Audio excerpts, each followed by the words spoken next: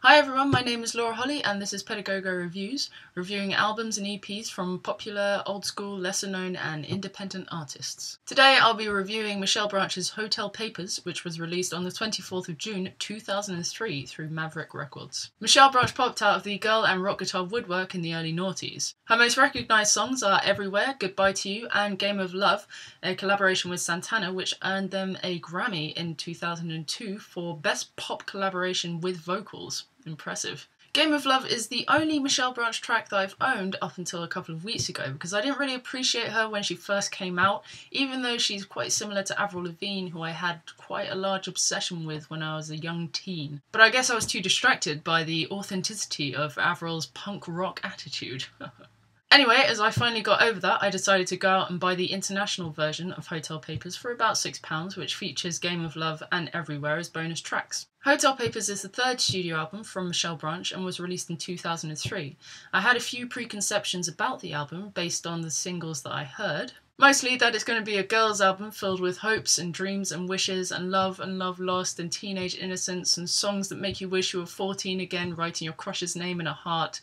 It's essentially Taylor Swift before she even knew what a boy was. I thought it would be a happy, sad album with awesome songs, and I was not wrong. Just to show you what I mean, I'll now exclusively reveal the plot for my new teen rom-com, The Poetry of Sports and Love, featuring a soundtrack from Michelle Branch. You know, tale of girl meets boy, but boy's a dick because he gets pressured from his family and friends to get a scholarship and go do football at college. But all he really wants to do is go to Harvard and study poetry. And somehow he's able to be himself around this girl that he's just noticed, but he's been in his class for the past 5 years. But anyway, they fall in love. But then his friends are like, don't be a loser and go to that poetry reading. You want to come to the football game with the guys, and then afterwards we'll go and get hot dogs and chips, and you can hang out with Shelly, the head cheerleader. I can't do an American accent. So he does, and then the girl sees and she gets hurt, obviously. Then there's this montage about how sad everything is, and the girl's looking out the window and the guy's like, God, if only I had the guts to tell my dad that I don't actually want to go to college to do football.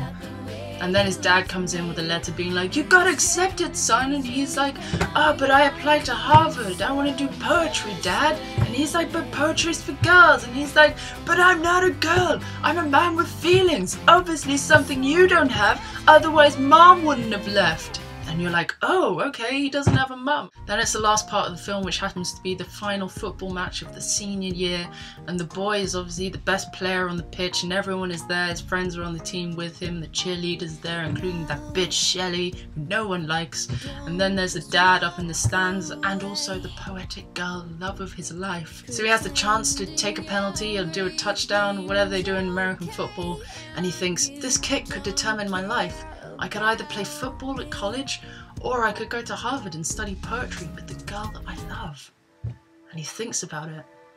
And then he stands up and he takes off his helmet and he runs up the stands to the girl that he loves, the poetry girl. And his dad's like, no, why? And then he takes a microphone from somewhere and he does this amazing speech, and by the end of it everyone's like, yeah, you know what? That's true. God, what am I doing with my life? And she's like, oh, Billy Shacklespeare, I love you so much. And he's like, I love you too.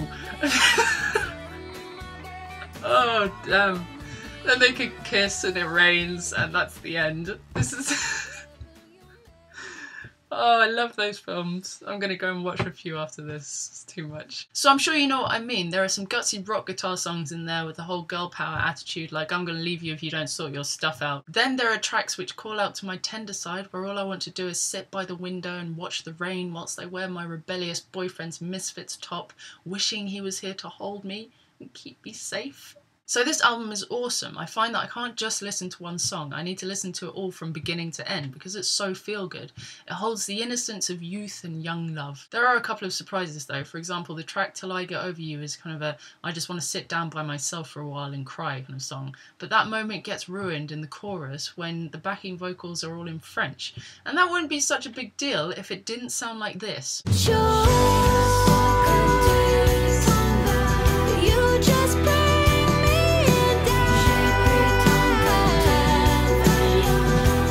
Yeah, I know what you mean, Michelle. I know what you mean. I'm sure there was some kind of reason for this, like was Michelle French, was her lover French, was she learning French at the time?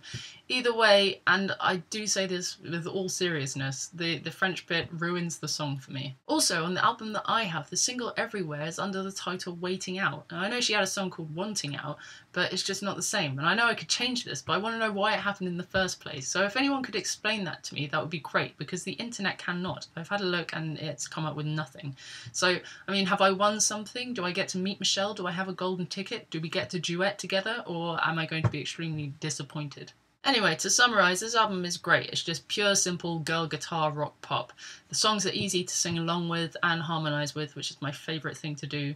They're not deep. I was never expecting any metaphorical lyrics that would take me to this whole other level of things. I was just expecting music that would just put me in a happy place. The only thing I would say is that you need to listen to this album when you're in the right mood. You need to be at a certain level of jollity and happiness to be able to listen to it. You can't just put it on when you're feeling like crap. What I like especially about this album is that it reminds me of my youth. It brings back that whole innocent feeling, gives me a warm, fuzzy feeling in my belly that makes me want to be 14 again. So I would give this album a 3 out of 5. I would recommend it to anyone who likes Avril Lavigne, Taylor Swift, Kelly Clarkson. I would also recommend it to anyone who feels like a change of scenery from the wob wob of today. And if you're someone who feels like you're always the bridesmaid and never the bride, I would recommend listening to this album so it can take you up to the level of maid of honour. So Michelle Branch is still involved in music, as well as doing her solo thing. She's part of a country duo with Jessica Harp. They're called The Wreckers, and I've posted that official website in the description box below, because it takes you to both of their official solo websites. Also, there's a link to Michelle Branch's YouTube in the description box below, so you can have a look at some of her videos. If you want to listen before you buy any of the albums, they're all available on Spotify, so you can check them out there. So thanks for watching, everyone. It has been grand. On Friday I'll be reviewing the Guillotine EP by an artist called Yadi. If you're a fan of Florence and the Machine, Ellie Goulding, electro pop, that kind of thing, then do tune in. So I'll see you then.